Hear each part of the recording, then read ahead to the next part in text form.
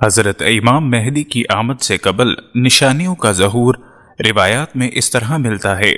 محمد بن علی سے روایت ہے کہ امام مہدی رضی اللہ تعالیٰ عنہ کے ظہور سے پہلے دو نشانیاں ایسی ظاہر ہوں گی جو کہ زمین و آسمان کی پیدائش سے لے کر اب تک ظہور پذیر نہیں ہوئی ہیں۔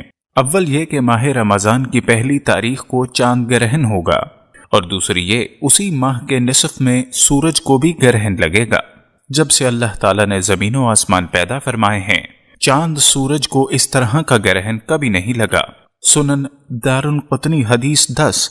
حضرت ولید کہتے ہیں کہ مجھے ام شریک سے روایت بیان کی گئی ہے کہ امام مہدی کے نکلنے سے پہلے رمضان کے مہینے میں 2 دفعہ سورج کو گرہن لگے گا۔ کچھ ناعاقبت اندیش لوگ ان احادیث کو مرزا غلام احمد کے ساتھ جوڑنے کی ناکام کوشش کرتے ہیں، لیکن یہ خائن باقی ساری احادیث کو پس پشت ڈال دیتے ہیں، جن کا ذکر ہم اس ویڈیو میں تفصیل کے ساتھ کریں گے۔ اس سے پہلے اگر آپ ہمارے چینل میں نئے ہیں تو ہماری گزارش ہے کہ چینل کو سبسکرائب کر کے ساتھ موجود گھنٹی کی علامت کو بھی دبا دیں تاکہ ہماری آنے والی ویڈیوز آپ کو ملتی رہیں۔ ناظرین، مسلمانوں کے نزدیک قیامت سے قبل حضرت مہدی کی آمد یقینی سمجھی جاتی ہے۔ حضرت مہدی امت میں ایک مجدد کامل اور ایک عادل کا درجہ رکھتے ہیں۔ ابو سعید خضری فرماتے ہیں کہ رسول کریم صلی اللہ علیہ وسلم نے فرمایا، حضرت مہدی میری اولاد میں سے ہوں گے، روشن کشادہ پیشانی، اونچی ناک والے، وہ روئے زمین کو عدل و انصاف سے بھر دیں گے جس طرح سے وہ ظلم و ستم سے بھری ہوئی تھی۔ وہ 7 برس تک زمین پر برسر اقتدار رہیں گے۔ ابو داؤد۔ حضرت علی رضی اللہ تعالیٰ عنہ سے روایت ہے کہ نبی کریم صلی اللہ علیہ وسلم نے ارشاد فرمایا، مہدی اہل بیت میں سے ہوں گے اور اللہ تعالیٰ ایک ہی رات میں خلافت اور مہدیت کی صلاحیت پیدا فرما دے گا۔ سنن ابو داؤد کتاب المہدی رقم الحدیث 4282۔ یعنی امت کو ان کے دور میں جن امور کی ضرورت ہوگی اور جو چیزیں اس کی کامیابی اور برتری کے لیے ضروری ہوں گی، وہ پوری روئے زمین کے مسلمان بے تحاشا قربانیاں دینے کے باوجود محض ان چند چیزوں کے نہ ہونے کی وجہ سے کامیاب نہ ہو رہے ہوں گے۔ حضرت مہدی کو قدرتی طور پر ان کا ادراک ہوگا اور ان کوتاہیوں کی تلافی اور ان چند مطلوبہ صفات کو بآسانی اپنا کر امت کے لیے مثالی کردار ادا کریں گے۔ چند سالوں میں وہ سب کچھ کر لیں گے جو صدیوں سے مسلمانوں سے بننا پڑ رہا ہوگا۔ وہ پہلے سے پیدا نہیں ہوئے ہیں، عام انسانوں کی طرح پیدا ہوں گے۔ 40 سال کی عمر میں امت مسلمہ ان کو اپنا قائد بنائے گی۔ ان کے ہاتھ پر بیعت کر کے کفر کے برپا کردہ مظالم کے خلاف وہ عظیم جہاد شروع کرے گی جس کا اختتام عالمی خلافت اسلامی کے قیام پر ہوگا۔ امام مہدی سینکڑوں سال پہلے پیدا نہیں ہوئے اور نہ ہی وہ کسی غار میں روپوش ہیں۔ اللہ کے طے کردہ نظام کے مطابق وہ اپنے وقت مقررہ پر پیدا ہوں گے۔ وہ حضرت فاطمہ الزہرا کی نسل سے ہوں گے۔ نجیب الطرفین سید ہوں گے۔ ان کا نام نامی محمد، جبکہ مہدی ان کا نام نہیں لقب ہے، اور والد کا نام عبداللہ ہوگا۔ جس طرح صورت و سیرت میں بیٹا باپ کے مشابہ ہوتا ہے، اس طرح وہ شکل و شباہت اور اخلاق و شمائل میں نبی صلی اللہ علیہ وسلم کے مشابہ ہوں گے۔ وہ نبی نہیں ہوں گے، نہ ان پر وحی نازل ہوگی، نہ وہ نبوت کا دعویٰ کریں گے، لہٰذا ان کی نبوت پر ایمان لانے کا سوال بھی پیدا نہیں ہوتا۔ امام مہدی سے متعلق روایات کم از کم 37 صحابہ سے مروی ہیں۔ یہ تعداد ایسی ہے کہ اس پر تواتر کی تعریف صادق آ سکتی ہے۔ امام مہدی کی پیدائش مدینہ منورہ میں ہوگی اور وہ وہیں پلے بڑھیں گے۔ جابر بن عبداللہ فرماتے ہیں کہ رسول صلی اللہ علیہ وسلم نے فرمایا، وہ وقت قریب ہے جب عراق والوں کے پاس روپے اور غلہ آنے پر پابندی لگا دی جائے گی۔ ان سے پوچھا گیا کہ یہ پابندی کس کی جانب سے ہوگی، تو انہوں نے فرمایا، اجمیوں یعنی غیر عرب کی جانب سے۔ کچھ دیر بعد خاموش رہنے کے کہنے لگے، وہ وقت قریب ہے جب اہل شام پر بھی یہ پابندی لگا دی جائے گی۔ پوچھا گیا کہ یہ رکاوٹ کس کی جانب سے ہوگی، فرمایا اہل روم مغرب والوں کی جانب سے۔ پھر فرمایا رسول صلی اللہ علیہ وسلم کا ارشاد ہے، میری امت میں ایک خلیفہ ہوگا جو لوگوں کو مال لپ بھر بھر کے دے گا اور شمار نہیں کرے گا۔ نظام صلی اللہ علیہ وسلم نے فرمایا، جس کے قبضے میں میری جان ہے، یقیناً اسلام اپنی پہلی حالت کی طرف لوٹے گا، جس طرح کے ابتدا مدینہ سے ہوئی تھی، حتیٰ کہ ایمان صرف مدینہ میں رہ جائے گا۔ پھر آپ نے فرمایا کہ مدینہ سے جب بھی کوئی بے رغبتی کی بنا پر نکل جائے گا تو اللہ اس سے بہتر کو وہاں آباد کرے گا۔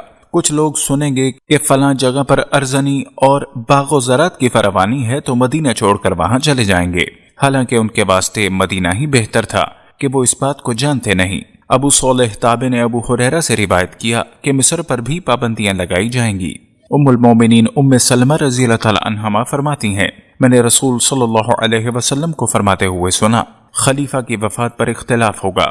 خاندان بنی ہاشم کا ایک شخص اس خیال سے کہ کہیں لوگ مجھے خلیفہ نہ بنا دیں، مدینے سے مکہ چلا جائے گا۔ لوگ اسے پہچان کر کہ یہی مہدی آخر الزماں ہے گھر سے باہر نکال لائیں گے اور حجر اسود اور مقام ابراہیم کے درمیان ان کے نہ چاہتے ہوئے بھی ان کے ہاتھ پر بیعت خلافت کریں گے۔ اس بیعت خلافت کی خبر سن کر شام سے ایک لشکر ان کے مقابلے کے لیے روانہ ہوگا۔ چنانچہ یہ لشکر جب بیدا میں پہنچے گا دھنسا دیا جائے گا۔ اس کے بعد ان کے پاس عراق کے اولیاء اور شام کے ابدال حاضر ہوں گے۔ پھر ایک شخص شام سے نکلے گا جس کے ننہال قبیلہ کلب میں ہوگی، وہ اپنا لشکر ان بنی ہاشم کے اس شخص کے خلاف مقابلے کے لیے روانہ کرے گا۔ اللہ اس لشکر کو شکست دے گا جس کے نتیجے میں ان پر آفت آئے گی۔ یہی قلب کی جنگ ہے۔ وہ شخص خسارے میں رہے گا جو قلب کی غنیمت سے محروم رہا۔ پھر وہ مہدی خزانوں کو کھول دیں گے اور مال تقسیم کریں گے اور اسلام دنیا میں مستحکم ہو جائے گا، اور اس طرح 7 یا 9 سال رہیں گے۔ اس روایت کو طبرانی نے روایت کیا ہے اور اس کے تمام راوی صحیح ہیں۔ ابو داؤد کی روایت میں ان الفاظ کا اضافہ ہے، پھر وہ مہدی وفات پا جائیں گے اور لوگ ان کی نماز جنازہ پڑھیں گے۔ اس حدیث سے یہ بات بھی اخذ کی جاتی ہے کہ امام مہدی سے قبل خلافت قائم ہو چکی ہوگی۔ عبداللہ فرماتے ہیں، ہم نبی صلی اللہ علیہ وسلم کی خدمت میں بیٹھے ہوئے تھے، اتنے میں چند ہاشمی جوان آئے۔ انہیں دیکھ کر حضور صلی اللہ علیہ وسلم کی آنکھیں بھر آئیں۔ ہم نے عرض کی، یا رسول اللہ، ہم آپ میں ہمیشہ کوئی نہ کوئی ایسی بات ضرور دیکھتے ہیں جس سے ہمیں دکھ ہوتا ہے۔ آپ نے فرمایا، ہم وہ لوگ ہیں جنہیں خدا نے دنیا کے بدلے آخرت عطا کی ہے۔ بہت جلد ایسا وقت آنے والا ہے کہ میرے اہل بیت نہایت تکلیف اور سختی میں مبتلا ہوں گے۔ ان پر بڑی مصیبتیں آئیں گی، حتیٰ کہ مشرق اور مغرب سے کچھ لوگ آئیں گے جن کے ہمراہ سیاہ جھنڈے ہوں گے۔ ان کا مقصد دنیا کے خزانوں پر قبضہ کرنا نہ ہوگا، لیکن لوگ ان کی راہ روکیں گے، اس لیے وہ لوگوں سے جنگ کریں گے۔ اللہ انہیں فتح نصیب کرے گا اور جس کام کا ارادہ کیا ہوگا وہ پورا کرے گا۔ اس وقت کے لوگ اپنی حکومت کو پسند نہ کریں گے، بلکہ میرے اہل بیت میں سے ایک شخص کو اپنا سردار مقرر کریں گے، اور وہ زمین کو اس طرح عدل و انصاف سے بھر دیں گے جس طرح لوگوں نے اسے ظلم سے بھر دیا ہوگا۔ لہٰذا تم میں سے جو شخص اس زمانے کو پائے وہ ان کا ساتھ دے، اگرچہ اسے برف پر گھٹنوں کے بل ہی کیوں نہ گھسٹ کر جانا پڑے۔ سنن ابن ماجہ حدیث نمبر 4082۔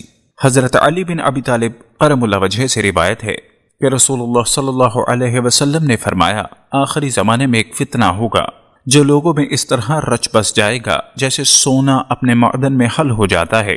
لہٰذا تم لوگ اہل شام کو گالی نہ دو، کیونکہ ان میں ابدال بھی ہیں، لیکن ان کے بروں کو گالی دو۔ عنقریب اہل شام پر زوردار بارش برسائی جائے گی جو ان کی جماعت کو متفرق کر دے گی، یہاں تک کہ اگر ان سے لومڑیاں بھی لڑیں تو وہ بھی ان پر غالب آ جائیں۔ اس وقت میرے اہل بیت میں سے ایک شخص 3 جھنڈوں کی جماعت کے ساتھ نکلے گا، ان کو زیادہ سمجھنے والا 15,000 اور کم سمجھنے والا 12,000 سمجھے گا، اور 7 جھنڈوں سے لڑیں گے جن میں سے ہر ایک جھنڈے کے نیچے ایک آدمی ہوگا جو حکومت کا طالب ہوگا۔ اللہ ان سب کو قتل کر دے گا اور مسلمانوں کو ان کی الفت و نعمت اور ان کا دور و نزدیک لوٹا دے گا، یعنی مسلمانوں کو ہر قسم کی نعمتیں اور سکون دوبارہ میسر آ جائے گا۔ اس حدیث سے ہم بخوبی اندازہ لگا سکتے ہیں کہ حال ہی میں شام کے مسلمانوں پر کس طرح بموں کی بارش کی گئی ہے، اور یہ بھی کہ امام مہدی کا ظہور بہت ہی قریب ہے۔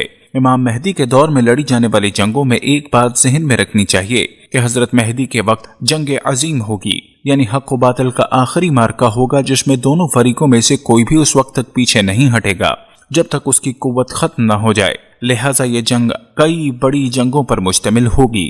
نیز یہ صرف حضرت مہدی کے علاقے تک محدود نہیں ہوگی، بلکہ یہ جنگ بیک وقت کئی محاذوں پر چل رہی ہوگی، جن میں ایک محاذ تو وہ ہوگا جس پر حضرت مہدی کمانڈ کر رہے ہوں گے، دوسرا بڑا محاذ فلسطین کا ہوگا، تیسرا عراق کا ہوگا جس کو حدیث میں دریائے فرات والا محاذ کہا گیا ہے، ایک اور بڑا محاذ ہندوستان کا ہوگا۔